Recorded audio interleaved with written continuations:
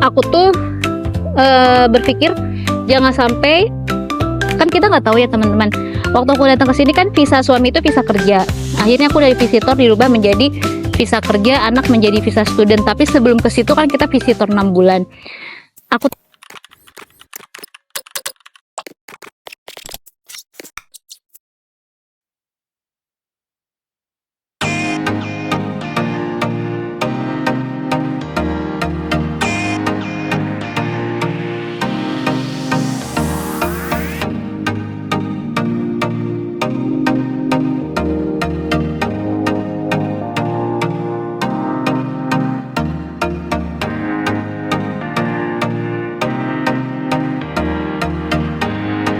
hai Baba. Oh, kameranya dulu. Kamera terlalu ke bawah ya. Ya udahlah ya, nggak apa-apa ya kan, tetap kelihatan kan wajahku. Nah teman-teman, halo, senang banget nih ketemu lagi sama Ami Rantau. Saat ini adalah jam pulang kerja. Ini mewah banget. Jadi salah satu culture shock buat aku pribadi yang dulu bisa dibilang kita pekerja apa ya? Namanya apa sih dibilang kalau di Indonesia? Korporat apa? Budak korporat. Budak korporat. Dulu tuh kan aku di Indonesia pergi gelap pulang gelap judulnya ya. Ternyata menjadi culture shock banget ketika move to New Zealand itu adalah bisa pulang kerja di jam-jam yang masih terang banget nih. Pulang anak sekolah. Jam apa? Pulang anak sekolah. Ya, karena ternyata jenis pilihan pekerjaannya itu memang banyak kalau di New Zealand. Nah, jadi baik lagi teman-teman, aku baru pulang sekolah kebetulan. Buat teman-teman yang belum kenal, salam kenal. Selamat datang di YouTube saya. Saya saat ini berprofesi sebagai teacher aide atau sebagai asisten guru teman-teman nih. Ini ID cardnya aku. Ya, nah jadi teacher aide itu senangnya adalah kita bekerja dari Senin sampai Jumat mengikuti sekolahnya anak yang pasti. Dan di New Zealand itu uniknya liburnya itu setiap pergantian musim ya. Jadi di 1 tahun kan ada 4 musim, jadi setiap pergantian musim pasti ada libur sekolahnya gitu. Nah libur sekolahnya itu jadi kayak per 3 bulan langsung libur 2 minggu, per 3 bulan 2 minggu, per 3 bulan lalu 2 minggu, dan di akhir tahun hampir 6-7 minggu gitu teman-teman. Dan kalau teacher aide sendiri buat saya sebagai ibu-ibu adalah pekerjaan atau profesi yang pas banget, terutama ketika di sini tuh gak ada full, maksudnya apa ya, kita nggak punya support system kan, jadi mungkin itu pekerjaan yang pas. Nah tapi untuk mencapai sampai titik ini tuh, kalau teman-teman mungkin banyak yang udah mengikuti aku dari zaman dulu, tidak semudah itu sebetulnya. Jadi waktu datang ke sini tuh kerjaan aku tuh memang bukan teacher, karena perkenalkan saya tuh dulu kerja hampir in total mungkin 10-11 tahun di bidang telekomunikasi di perusahaan Telkomsel, lalu ke Indosat. Dulu saya mengawali karir saya itu di call centernya Telkomsel, jadi CCO, mungkin call center officer yang selalu halo selamat pagi dengan saya. Nama online saya dulu namanya Raya. Saya inget banget tuh harus achieve 230 calls per day kalau nggak salah ya, sekitar 200 something. Nah jadi background aku tuh totally different. Waktu nyampe ke New Zealand pun aku sih sebenarnya nggak pede ya kalau ngelamar di bidang telekomunikasi di sini atau menjadi wanita karir di sini di bidang, maksudnya jadi kantoran gitu. Aku nggak terlalu pede karena pasti terbentur sama bahasa. Terlebih waktu saya pindah ke sini kan saya bukan tipe yang les bahasa Inggris dan segala macam gitu. Nah balik lagi. Jadi untuk menjadi teacher aide itu butuh perjalanan panjang gitu, butuh perjalanan panjang sampai akhirnya aku melamar pekerjaan ini. Perjalanan panjangnya tuh apa? Kalau di New Zealand itu yang paling enak adalah ternyata pekerjaan itu tidak dilihat parameternya berdasarkan usia. Jadi usia berapapun masih bisa kerja. Kalau masih dianggap mampu bekerja masih bisa kerja, itu enaknya. Nah saya pribadi waktu mendapatkan pekerjaan ini pas mau 40 tahun waktu itu. Jadi pas banget kan. Dulu kan kita suka takut ya, dulu suka kepikiran kalau jadi ibu-ibu pengennya tuh bisa nggak sih aku tuh ngurus anak dulu, kalau anaknya udah agak gedean baru aku mau kerja nih full time. Nah ternyata itu kejadian di New Zealand. Kenapa? Karena New Zealand itu punya beberapa kategori untuk bekerja. Ada casual job, ada part time job, ada full time job. Yang casual itu kayak lebih fleksibel gitu.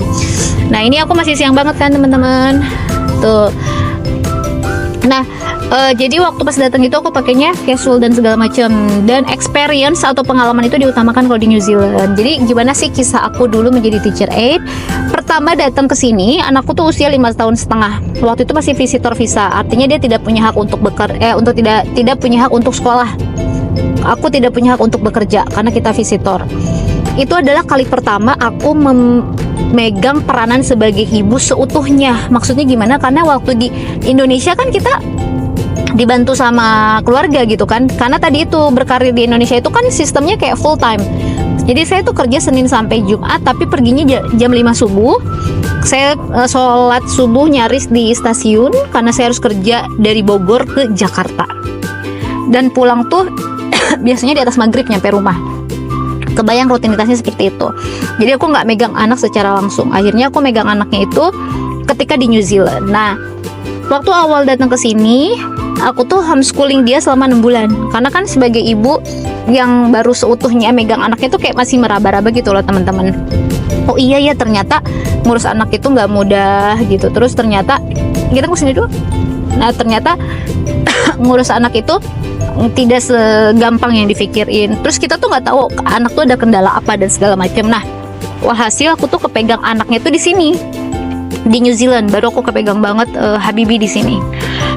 Nah, selama 6 bulan itu aku homeschooling dengan blank banget karena aku bukan guru, aku hanya seorang ibu. Akhirnya ya intuisi ibu lah ya, gimana mau ngajar anak. Akhirnya aku lebih ke praktik gitu, lebih ke praktek. Jadi aku ngajarin dia tuh, dulu inget banget ngajarin gimana bangun tidur harus beres-beres. Yuk kita sambil turun, mau minum.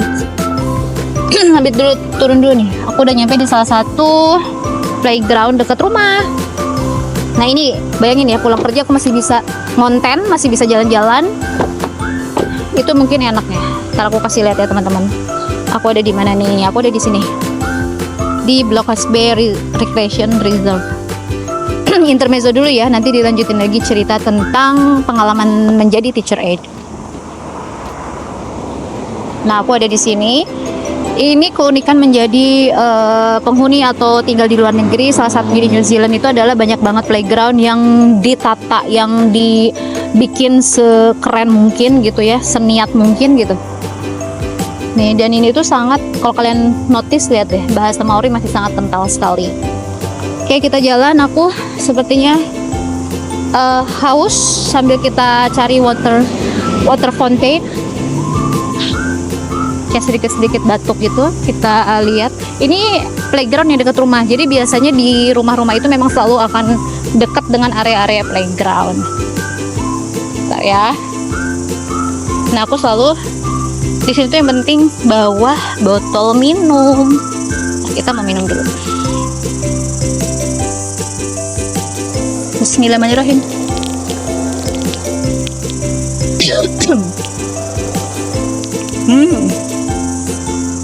Seger itu. Gak tau kenapa nih tadi kayaknya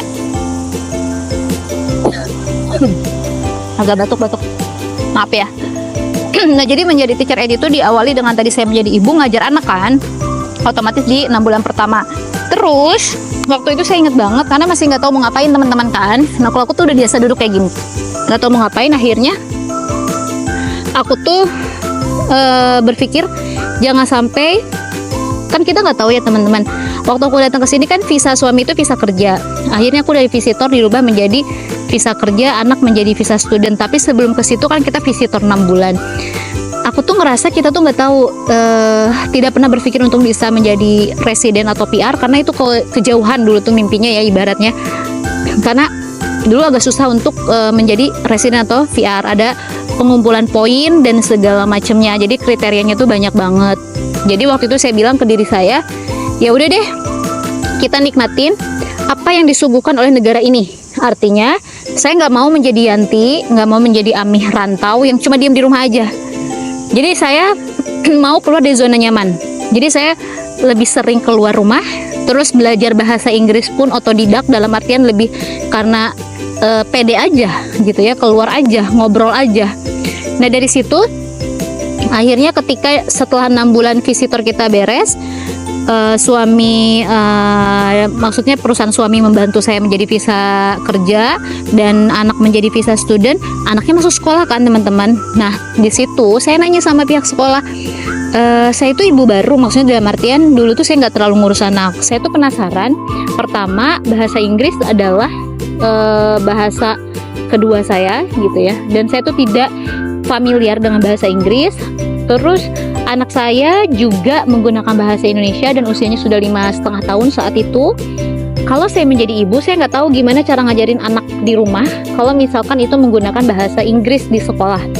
Jadi kalau tidak, maksudnya kalau diperbolehkan sama pihak mereka, boleh nggak sih saya volunteer? Apakah volunteer? Volunteer itu adalah pekerjaan sukarela kan, maksudnya nggak dibayar. Pasti mereka kayak welcome banget kan. Wah, ternyata ada orang tua murid yang bersedia untuk membantu. Sesimpel dulu aku inget banget ngapain, cuma nyerutin pensil, tahu nggak teman-teman. Terus ngumpulin buku-buku bacanya anak-anak, ditaruh ke perpustakaan, lalu dilibatkan dalam hal-hal membantu praktikal guru. Jadi volunteer itu waktu itu saya ingat banget dilakukan 2-3 jam aja. Nah dari situ saya mulai membaca, oh ternyata unik ya sekolah di sini. Pertama datang anak itu di sekolah tidak ditanyakan sudah bisa membaca atau menulis. Yang dia tanyakan apakah anaknya tahu kalau dia harus ke toilet gitu ya. Terus yang kedua, anaknya apakah sudah bisa mandiri, dalam tanda kutip tuh mereka bisa nggak sih look after diri dia sendiri. Itu yang penting. Ternyata akademiknya malah nggak ditanyain sama sekali. Dan saya kaget, sistem pendidikan di sini tuh dibikin fleksibel. Jadi anak-anak tuh bisa belajar kayak misalkan di ruang terbuka, terus nggak harus di meja duduk, tapi mereka bisa menggunakan style masing-masing karena setiap anak itu unik gitu ya yang dinilai. Jadi aku tuh wah tertarik nih sama pendidikan anak gitu, karena dulu kan berkarir terus 11 tahun itu tadi, nyampe ke New Zealand, berliburnya cukup dong 6 bulan. Pada saat sampai kok jadinya tertarik karena jatuh cinta dengan pendidikan, jatuh cinta dengan seru ya kalau kita bisa ngajarin anak-anaknya bisa karena kita ibunya yang ngajarin. Jadi saya berpikir wah ini nih sesuatu yang tidak pernah saya bayangkan. Kenapa? Karena dulu saya itu kisah untuk ke New Zealand itu masih CLTP, cuti luar tanggungan perusahaan. Waktu itu dikasih kesempatan 2 tahun, tapi kalau misalkan masih mau cuti lagi maksimum 3 tahun. Jadi saya itu tidak resign, tidak keluar dari kantor, tapi memanfaatkan CLTP itu karena dulu saya nggak pede keluar negeri itu bakalan cocok nggak ya buat saya seorang muslimah yang menggunakan hijab, bakalan cocok nggak ya negaranya dengan saya yang biasa tinggal di negara yang ramai terus sekarang sesepi ini gitu kan. Akhirnya ternyata karena anak sih, karena sekolah yang bikin saya jatuh cinta gitu, bahwa oh anak-anak ini tuh dihargai dengan keunikan masing-masing. Contoh kecilnya, baru seminggu anak saya sekolah, saya dipanggil sama pihak sekolah kalau anak saya itu mendapatkan sertifikat karena dia membantu anak lain untuk beresin tali sepatu anak gitu. Terus selalu menawarkan bantuan. Anak kamu tuh empati. Saya kan bingung ya, wah kayak gitu aja di-recognize sama pihak sekolah. Dari situ semakin seru nih parenting style atau parenting life-nya aku tuh di luar negeri, menarik. Jadi dulu tuh kalau teman-teman follow aku di Instagram, pasti aku tuh lebih sering ngomongin tentang kehidupan aku sebagai ibu yang ngurus anak gitu. Walhasil di tahun pertama akhirnya pulang ke Indonesia, saya bisa menyatakan bahwa nggak perlu nunggu sampai beres CLTP-nya. Kebetulan saat itu ada program pensiun dini. Jadi akhirnya saya bisa pensiun dini dari kantor tercinta saya, Indosat. Sedih banget karena dulu memang Indosat itu buat saya pribadi tuh kayak keluarga kedua gitu ya. Ideal banget, perusahaan yang ideal buat saya gitu. Nah akhirnya karena udah menjadi ibu tadi, ternyata aku mencintai itu. Nah setelah saya beres ngajarin anak di rumah, berkembanglah teman-teman. Seperti yang tadi saya bilang bahwa di New Zealand itu setiap berapa bulan libur kan, 3 bulan langsung libur, ada libur sekolah. Nah dulu saya tinggal di apartemen yang banyak sekali imigrannya. Nah terus saya mikir, anak saya kan cuma 1, saya nggak mau si anak 1 ini menjadi anak yang ego gitu karena dia cuma sendiri. Akhirnya saya mikir gimana caranya supaya saya itu bisa mendidik anak saya itu mau berbagi, terus mau digangguin anak yang lebih muda. Akhirnya saya datang dengan ide, udah deh kita bikin kayak child care. Jadi saya tuh buka child care yang bentuknya tuh gratis. awalnya tuh nggak mungkin banget ternyata di New Zealand gratis karena semua orang bekerja dan mereka menilai bahwa setiap jam itu adalah dihitung dengan uang. Jadi saya tuh dibayar sama teman-teman, waktu itu teman Indonesia berapa orang, terus akhirnya orang Thailand, orang Filipina, dan ajaibnya setiap libur sekolah mereka dititipkan ke saya. Nah di situ anak saya terlatih menjadi anak yang nggak hanya sendiri, tapi dia tuh merasa banyak temennya yang jatuhnya tuh hampir setiap hari, jadi dia mau berbagi kasih sayang. Nah dari situ aku mulai jatuh cinta nih sama pendidikan anak. Terus along the way, dari situ saya mulai sering antar jemput anak. Waktu itu kita punya komunitasnya orang-orang Indonesia. Jadi kalau kita pada sibuk, hari ini saya akan mengaping 10 anak atau 6 anak. Nanti pulangnya siapa yang akan mengaping. Nah at the other hand, tetap dong kita butuh mendolar kalau di luar negeri karena biaya hidup mahal. Waktu itu saya mulai bekerja. Saya bekerja, tapi tetap saya volunteer jalan. Walaupun seminggu cuma 2 jam. Ternyata pengalaman itu bisa dimasukin ke CV teman-teman gitu. Itu awalnya ya. Jadi saya kerjanya udah mulai dari pertama saya kerja itu saya ingat banget di hotel. Kenapa? Karena waktu itu apartemen saya tuh dekat hotel. Saya tuh mencari pekerjaan yang, jadi aku tuh bukan nyari pekerjaan yang aduh skill apa yang aku miliki segala macam, bukan. Tapi saya ngelihat pekerjaan mana yang bisa mengcover saya sebagai ibu, mengakomodir saya sebagai ibu, tapi saya juga pengen bisa mendolar gitu ya. Akhirnya pekerjaan di hotel itu waktu itu saya ditawarin jadi resepsionis, tapi resepsionis ada shift malam kan nggak mungkin. Saya bilang saya ingin bekerja di mana anak saya sekolah dan waktunya cuma itu aja. Dan kalau anak saya libur, saya bisa nggak tidak bekerja. Jadi waktu interview itu di hotel itu lucu banget karena saya tuh tipe yang lebih baik saya mengumumkakan apa adanya. Jadi saya tuh complicated mom, saya nggak punya family support. Saya tuh top priority-nya tuh look after anak saya yang cuma ada satu itu. Dan saya nggak pengen dia ngerasa saya nggak ngurusin karena saya bekerja. Karena di Indonesia saya sudah full time. Akhirnya di interview itu pun saya bilang saya seorang muslimah, boleh nggak nanti saya bekerja di saat jam-jam istirahat saya tuh menunaikan ibadah sholat. Terus akhirnya dia bilang ada pekerjaan menjadi housekeeping. Terus saya bilang it doesn't matter. Karena saat itu saya cuma kerja 3-4 jam.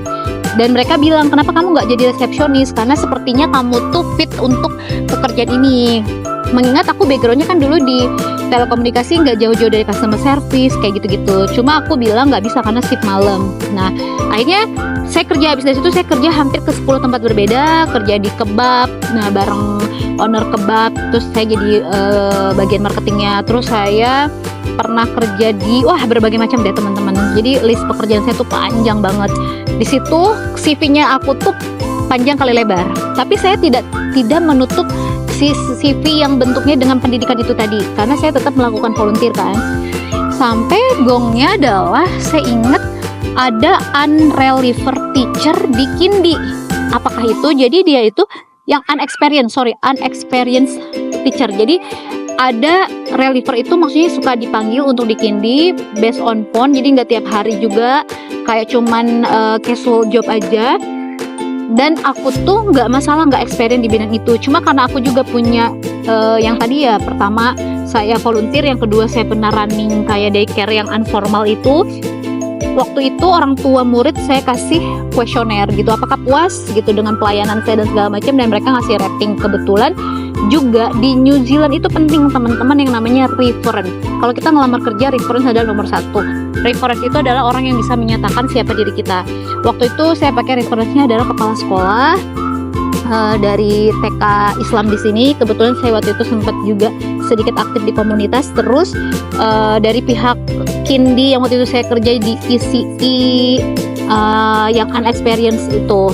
Nah, tapi saya kan kemana-mana nih kerjanya, sempat jadi admin juga di sebuah kantor gitu ya. Akhirnya saya tahu perbedaan pekerjaan office dan pekerjaan kalau kita fisik di sini. Ternyata setelah nyampe New Zealand tuh jadi berbeda cara berpikir saya gitu. Kalau pekerjaannya fisik itu enaknya beres di tempat kan, atau pekerjaan hal-hal yang berkaitan itu tuh beres di tempat, tidak ada PR. Dan enaknya di sini gajinya tuh semua kan di start from UMR.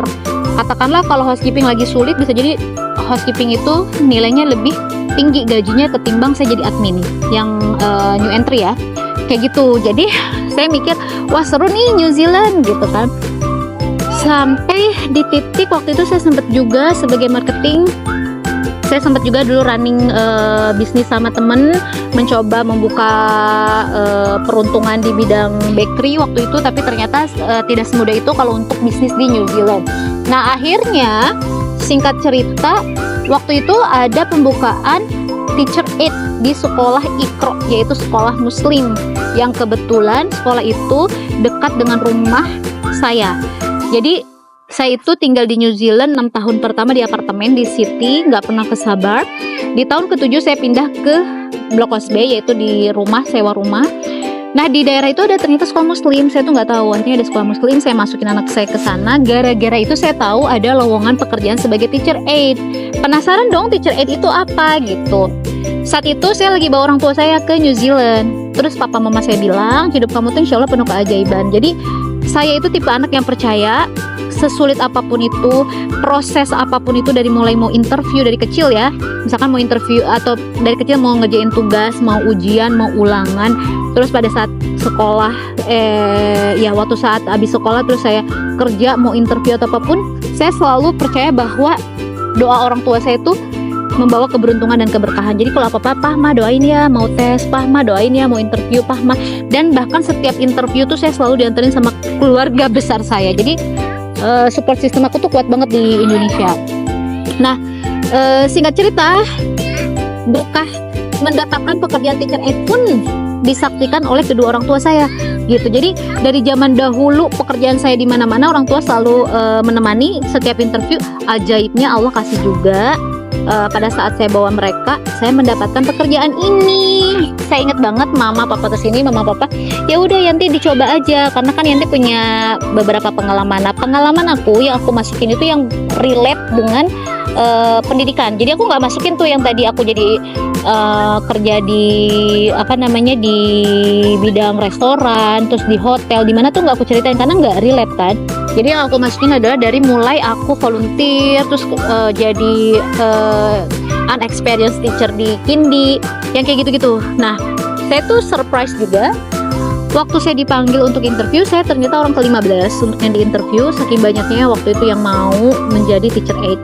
Terus saya nggak pede dong, karena base-nya ini sekolah muslim yang ada di Auckland ini, ternyata mostly community-nya itu bahasa Arab kan, kalau di sekolah muslim ini. Saya kan nggak bisa bahasa Arab, gitu. Akhirnya saya itu selalu mengantongi percaya diri karena doa orang tua. Akhirnya saya interview pun disaksikan oleh kedua orang tua saya di rumah bersama suami dan anak. Udah dicoba aja, ya udah nothing tulus. Jadi aku tipenya kayak gitu, nothing tulus, do your best gitu ya. Maksudnya ya udah dicoba aja, soal hasil tuh nanti Allah yang akan nentuin. Akhirnya saya interview dan segala macam, ditanyalah gitu ya perspektif saya tentang pendidikan anak itu seperti apa. Terus kalau kamu mau kerja tuh kamu kayak mau gimana? Terus menurut kamu pendidikan di New Zealand itu seperti apa? Kira-kira kalau kamu menjadi teacher aid, sumbangsi apa yang bisa kamu berikan? Kayak gitu-gitu pertanyaannya. Ya udah, akhirnya interview beres. Terus saya ditanya soal experience dan segala macam, dan saya waktu itu memang sudah mau proses ngambil sekolah teacher aid ya, dan status saya waktu saya ngelamar sudah residen secara visa. Nah ya udah, alhamdulillah semua running well gitu untuk proses interview. Saya udah nggak banyak pikiran tuh karena ada orang tua. Udahlah, nanti juga kalau rezekinya nggak kemana. Dikasih tahu bahwa akan ada hasil minggu depan. Ternyata saya cek setiap hari teman-teman, tiap hari saya cek email itu nggak ada. Berarti saya mengharapin gitu, karena ini di saat itu saya pun melamar ke salah satu kindi di depan rumah saya yang cuma jalan kaki. Logikanya saya sebagai manusia adalah ini yang diterima karena pertama deket, terus setelah proses interview kayaknya smooth banget. Tapi sama Allah ternyata ajaibnya di minggu kedua saya udah pasrah gitu, terus saya buka email ternyata congratulations gitu kalau aku udah diterima di sekolah Ikrosul sebagai teacher aid. Dan waktu itu ada juga tes untuk kayak matematika sama bahasa Inggris. Dan Masya Allah sih kayaknya emang karena kekuatan doa orang tua, akhirnya saya bawa mama dan papa untuk mama ikut beneran ikut menyaksikan tanda tangan kontrak. Dan itu kejadian berarti 2 tahun lalu saat winter. Jadi Masya Allah keberkahan. Dan kayaknya tuh dulu saya ingat kalau harus mengulang, maksudnya kalimat ini adalah papa mama dulu bilang gini, karena waktu saya mau kerja di bidang sel komunikasi, menjadi wanita karir gitu. Terus papa mama nanya kenapa sih nggak jadi PNS aja, kenapa nggak jadi guru, karena kakak saya juga guru gitu. Terus saya bilang saya nggak suka, saat itu saya tidak merasa cocok dengan pekerjaan sebagai guru gitu. Kayaknya susah deh jadi guru gitu, kayaknya harus sabar deh kayak gitu kan. Ternyata doa orang tua saya puluhan tahun kemudian dikabulkan dan kejadiannya di New Zealand. Nah, jadi itu proses saya menjadi teacher aide. Dan saya kalau teman-teman nanya punya sertifikasi untuk teacher aide, alhamdulillah saya ngambil sekolah, jadi ngambil sertifikatnya tuh sambil jalan. Saya ngambil sertifikat ISOL di sekolah IKRO, disekolahin dari IKRO-nya sendiri, terus ngambil juga teacher aide level 4 gitu teman-teman. Jadi kalau kalian nanya sama aku apa happy-nya menjadi guru di New Zealand, ya kayak gini. Aku masih bisa ngurus anak, masih bisa menjadi konten kreator, masih bisa trainer jualan martabak setiap Sabtu Minggu, masih bisa membagi waktu. Karena kalau asisten teacher itu responsibility-nya tuh nggak sebesar main teacher gitu. Jadi aku tuh kan membantu. Jadi kalau teman-teman misalkan nanya apa sih job desk-nya teacher aide, job desk-nya aku adalah merumuskan kayak goals untuk masing-masing anak. Jadi aku tuh lebih deep gitu. Jadi aku dikasih target learner dari setiap kelas gitu. Jadi ada anak yang uniknya di New Zealand itu, ada anak misalkan sudah naik kelas 2 tapi kemampuan reading itu masih di kelas 1. Nah, aku yang diterjunkan untuk membantu. Kayak gitu kurang lebih tugasnya. Dan serunya adalah mereka itu melibatkan aktif kita yang teacher aide ini untuk mendapatkan pelatihan. Jadi kita dianggap kayak ibarat itu kayak bagian dari mereka gitu. Jadi nggak ngerasa kalau mungkin sebagai main teacher adalah pemain cadangan ibaratnya gitu. Ternyata enggak. Dan yang pasti mereka yang keren buat aku ya selama kerja di New Zealand, nggak hanya teacher aide, on time itu penting. Jadi pulang on time itu penting. Kalau kita pulangnya tuh lebih sore atau apa, mereka akan Yanti ini udah bukan lagi tanggung jawab kamu udah waktunya pulang ya pulang gitu. Jadi wah seenak ini gitu. Apalagi yang mau teman-teman tanyain tentang teacher aide ya. Jadi kalau teman-teman nanya Yanti mungkin nggak sih menjadi teacher aide kalau misalkan bukan residen, mungkin dengan catatan kalian punya legal visa kerja. Contohnya suaminya misalkan ke sini sekolah visa student. Nah, pasangannya kan menjadi punya visa open working visa. Nah, boleh ngelamar menjadi teacher aide kalau pertama punya background pernah menjadi guru di Indonesia. Apalagi kalau punya mengantongi sertifikat New Zealand. Kita nggak pernah tahu. Prinsip aku adalah mencoba. Jadi kita itu nggak pernah tahu itu berhasil atau nggak kalau kita nggak nyoba kan. Jadi ya udah dicoba. Terus enaknya lagi kalau menjadi teacher aide, walaupun kita tuh nggak punya cuti. Aku baru sadar kalau guru di sini tuh nggak punya cuti. Karena kita kan setiap anaknya libur yang tadi 2 minggu dan 6 minggu, berarti in total 12 minggu. Itu kita libur juga kan. Nah, pada saat libur pun kita dibayar gitu. Jadi kalau teman-teman nanti ada yang ke New Zealand dan ternyata punya background di bidang pendidikan, siapa tahu menjadi teacher aide, menurut aku sih worth it banget ya. Worth it banget karena kita masih bisa ngurusin anak. Nah, mungkin itu sekilas kisah yang selama ini kalian pengen tanyain mengenai profesi aku menjadi teacher aide. Sekarang aku udah mau pulang karena mau jemput anak, terus suami udah nungguin. Ini lagi pada di playground. Di sini masih jam 4 sore. Nah, sekian informasi dari aku teman-teman. Mudah-mudahan kalian masih tetap nongkrongin. Semoga YouTube ini bisa memberikan manfaat. Kalau kalian mau komen apalagi yang mau dibahas, mungkin bisa banget nanti kita harapannya mendatangkan narasumber. Mungkin salah satunya ini, kenapa Bapak bisa ke New Zealand dulu dan kenapa akhirnya banting setir itu di sini tuh kayak possible aja. Terus enaknya tidak pernah ditanyakan usia, ya kan? Iya. Jadi tuh interview waktu aku jadi teacher aide pun tidak pernah ditanyakan apa usia. Terus mereka tuh nggak ada foto gitu ya. Enggak. Lebih chill banget sih kalau kerja di sini.